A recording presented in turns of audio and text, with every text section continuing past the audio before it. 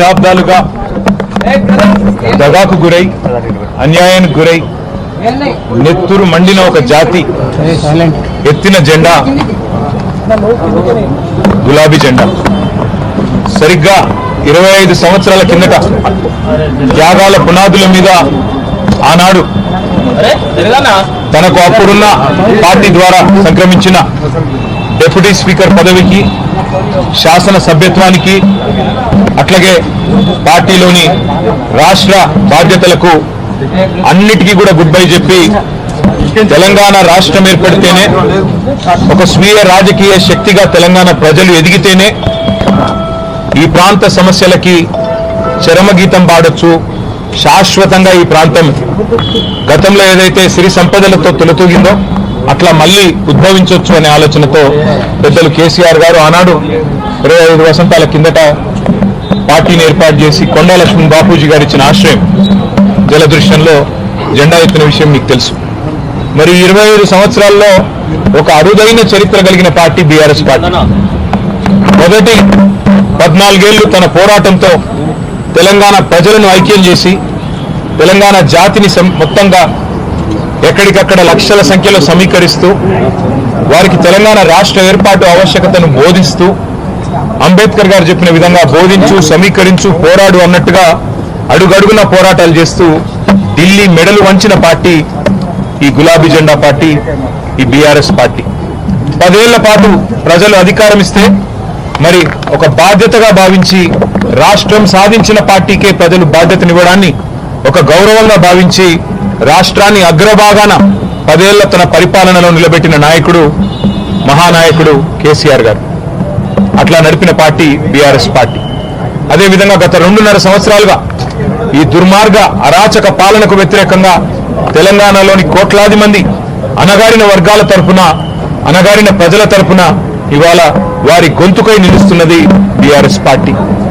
ఆనాడు 14 ఏళ్లు ఉద్యమ పార్టీగా, 10 ఏళ్లు అధికార పార్టీగా, గత 2.5 ఏళ్లు ప్రతిపక్ష పార్టీగా అన్ని పాత్రలు, ప్రజలిచ్చిన ప్రతి పాత్రను సమర్థవంతంగా పోషిస్తూ ఇవాళ భారతదేశ చరిత్రలోనే అతి కొద్ది పార్టీలు, 25 వసంతాలు పూర్తి చేసుకున్న పార్టీలు వేళ్ల మీద లెక్కబెట్టదగ్గ సంఖ్యలో ఉంటాయి.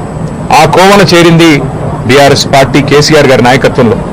మళ్ళీ ఒకసారి ఈరోజు పునరంకితం అవుతున్నాం.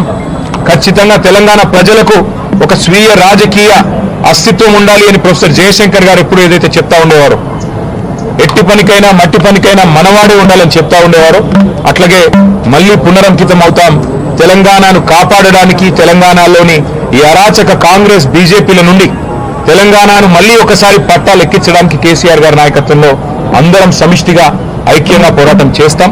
తప్పకుండా 2028వ సంవత్సరంలో తిరిగి మళ్ళీ తెలంగాణ రాష్ట్రానికి కేసీఆర్ గారిని ముఖ్యమంత్రి చేసేదాకా మేమందరం కూడా ఆయన సైనికులుగా, తెలంగాణ ప్రజల ప్రతినిధులుగా, తెలంగాణ బలంగా, బలగంగా, తెలంగాణ దళంగా కలిసికట్టుగా కదం తొక్కుతాం.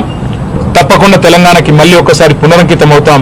ఈ పవిత్ర రోజున, పార్టీ ఆవిర్భవించిన ఈ పవిత్ర రోజున, 25 వసంతాలు పూర్తి చేసుకున్న ఈ రోజున తప్పకుండా మాకు మరింత ఉత్సాహం, మరింత ఉత్తేజం ఇవ్వడానికి మా నాయకుడు కేసీఆర్ గారు ఇప్పుడు మధ్యాహ్నం 2 గంటలకి రాబోతా ఉన్నారు.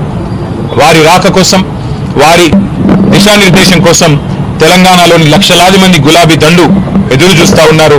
ఈ సందర్భంగా వారికి కూడా నేను హృదయపూర్వకంగా 25 ఏళ్లుగా ఎత్తిన జెండా దించకుండా పోరాడుతున్న ప్రతి కార్యకర్తకి, ప్రతి నాయకుడికి, ప్రతి అభిమానికి, ప్రతి కేసీఆర్ సోదరుడికి, సోదరికి, సోషల్ మీడియాలో కూడా మా తరఫున ఉధృతంగా పనిచేస్తున్న సోషల్ మీడియా వారియర్లకు, మాకు అండగా నిలబడ్డ జర్నలిస్టు మిత్రులకు, కవులు, కళాకారులకు, ఉద్యమంలో మొదటి నుండి ఆయువు పట్టుగా నిలిచిన మా విద్యార్థి సోదరులకు, అట్లాగే తెలంగాణ సాధనలో కీలకంగా పనిచేసిన ఉద్యోగులకి, అట్లాగే తెలంగాణ సాధనలో కీలకంగా పనిచేసిన మా న్యాయవాద మిత్రులకి, ప్రతి వర్గానికి, సబ్బండ వర్గాలకు, సకల జనులకు శిరస్సు వంచి ఇవాళ తెలంగాణ సాధనకు తోడ్పడ్డ ప్రతి ఒక్కరికి, కేసీఆర్ గారితో నడిచిన ప్రతి ఒక్కరికి హృదయపూర్వక వినమ్ర ధన్యవాదాలు తెలియజేసుకుంటూ ఈ సందర్భంగా మళ్ళీ పునరంకితం అవుతూ పునరుత్తేజంతో ముందుకు పోతామని తెలియజేస్తాం.